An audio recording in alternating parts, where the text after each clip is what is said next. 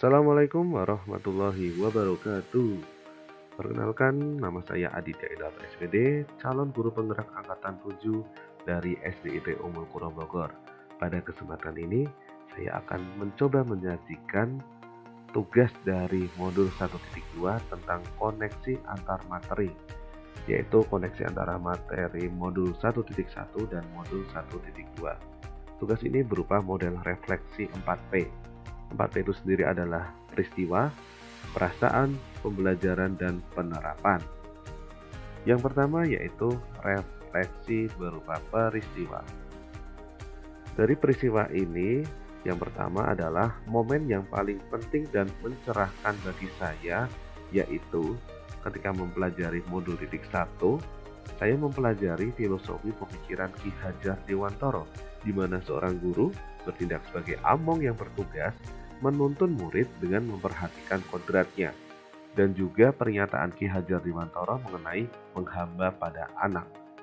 Dan yang kedua, momen yang paling penting dan mencerahkan bagi saya yaitu ketika saya menganalisis masing-masing nilai dan peran guru penggerak yang berkaitan dengan filosofi Ki Hajar Dewantara beserta penerapannya di kelas maupun di sekolah. Dan ini merupakan momen yang paling penting di saat modul 1.2. Kemudian dari refleksi peristiwa, momen yang paling menantang bagi saya yaitu ketika di modul 1.1 saat menerapkan filosofi pemikiran Ki Hajar Dewantara di dalam kelas atau di dalam sekolah, yaitu berupa aksi nyata. Itu adalah momen yang paling menantang bagi saya terkait modul 1.1. Dan untuk modul 1.1 juga saya menghadapi momen yang paling menantang yaitu ketika menyelesaikan setiap tugas dengan adanya batas waktu.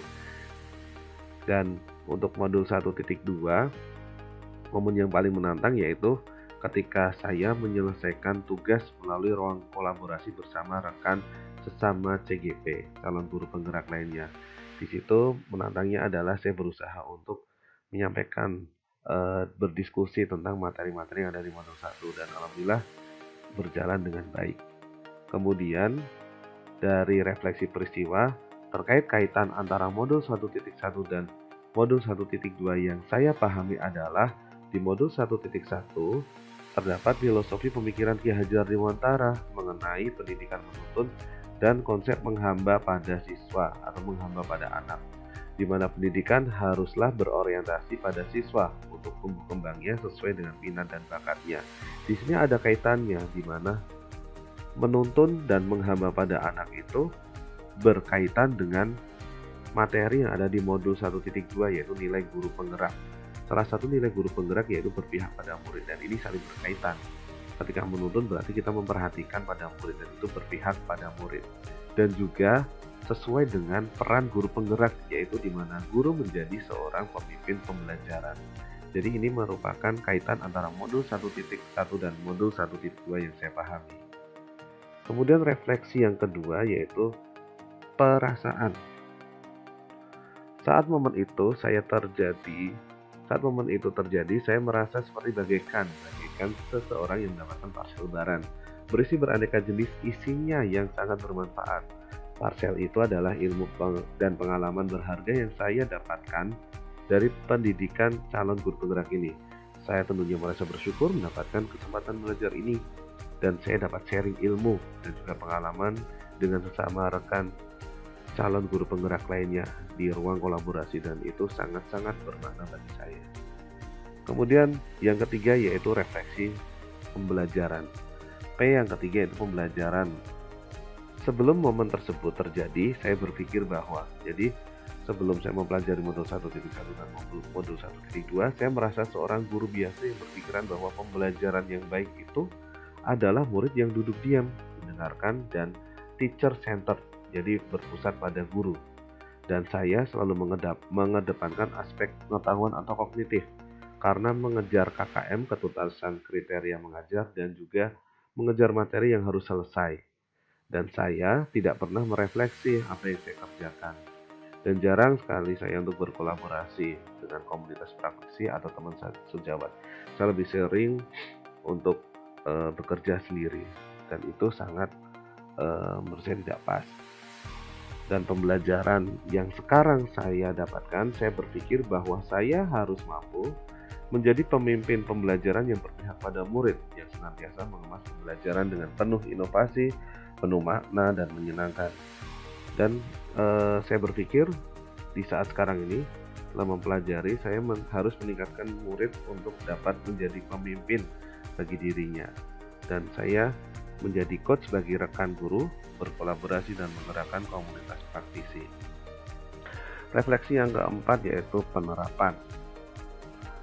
Rencana pengembangan diri yang akan saya lakukan mulai dari sekarang untuk membantu menguatkan nilai-nilai dan peran saya sebagai guru penggerak adalah yang pertama.